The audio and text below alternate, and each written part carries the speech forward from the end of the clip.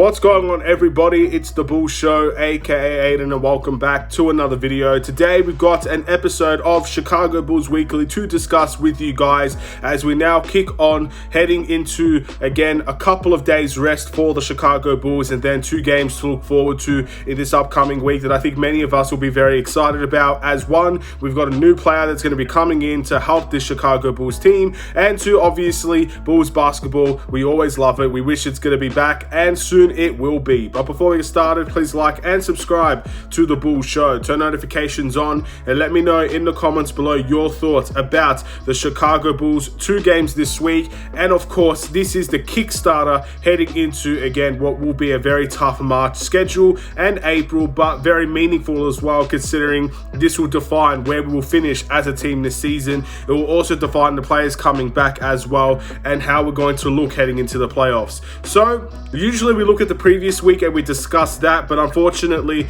in this circumstance, the previous week that we have to talk about is the All-Star game. Now, I've made 3 separate videos talking about the All-Star weekend within the Chicago Bulls, talking about Io, talking about LaVine's 3-point contest, talking about the worst dunk contest in NBA history almost, and talking about the All-Star game itself. So there's very few things I have left to say about the All-Star weekend. It was a great weekend to be a part of, but that's not my focus anymore. And we've got a lot of things to talk about ahead of that in terms of, again, more buyout options and stuff of that nature, maybe any injury concerns and updates occurring to the Atlanta Hawks game, whatever it's going to be. But the All-Star weekend it's done, ladies and gentlemen. We had a great weekend. It was a great time to relax and enjoy ourselves, but it's back to Bulls basketball. So this is not going to be a terribly long video as we look towards the upcoming week for Chicago Bulls and the 2 games that we have to talk about, with the first one being against the Atlanta Hawks at home. This is obviously going to come, I believe, Thursday for you guys and Friday for me. So this is going to be an interesting game against the Atlanta Hawks. We versed them twice already this year. It was in a back-to-back moment, and we ended up beating the Atlanta Hawks twice.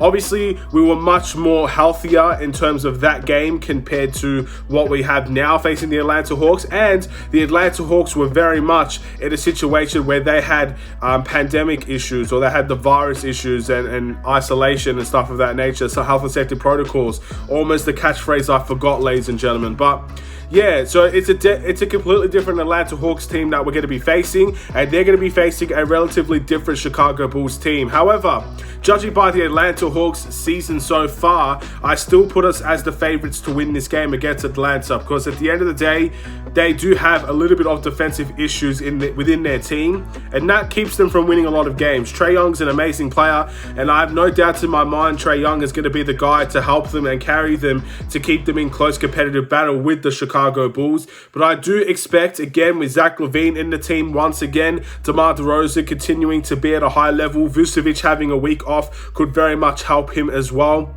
Got Tristan Thompson coming in off of the bench. And you just have Kobe White coming off the bench as well, will be huge for our bench production. So all the way through, it is an upgrade than what we saw in the last few days with the Chicago Bulls heading into the All-Star break. And after it, we've become a little bit more stronger and healthier.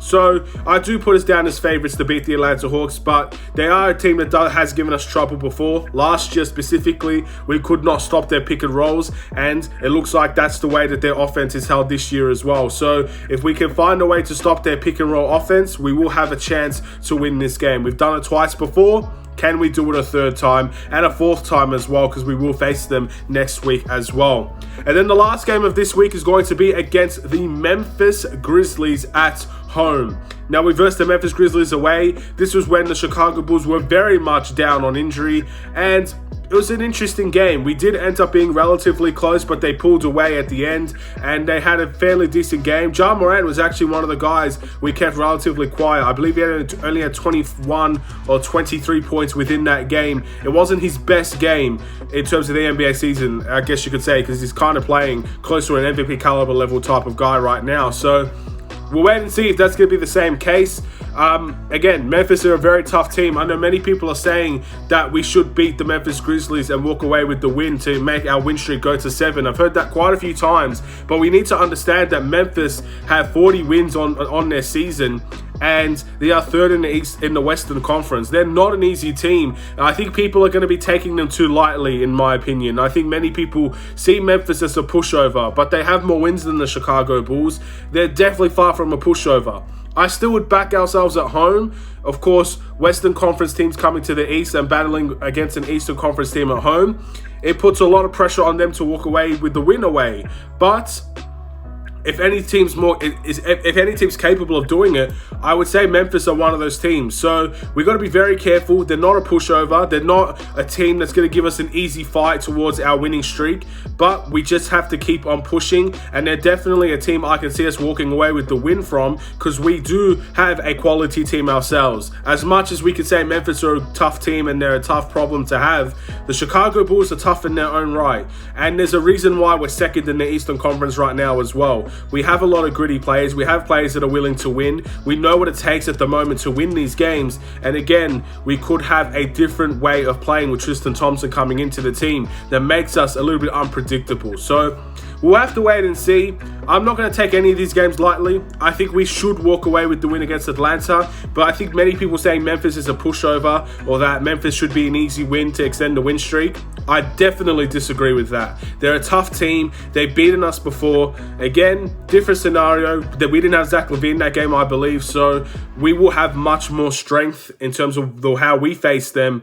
But again, definitely not a pushover team. So let's just wait and see how we go against both of those teams. It's good to see Chicago Bulls basketball back, but I'm going to end this video here. Thank you for watching. Please like and subscribe if you're new. If you watch every week, I'll see you next week. And if you watch more than that, I'll see you in the next Chicago Bulls video. Take care.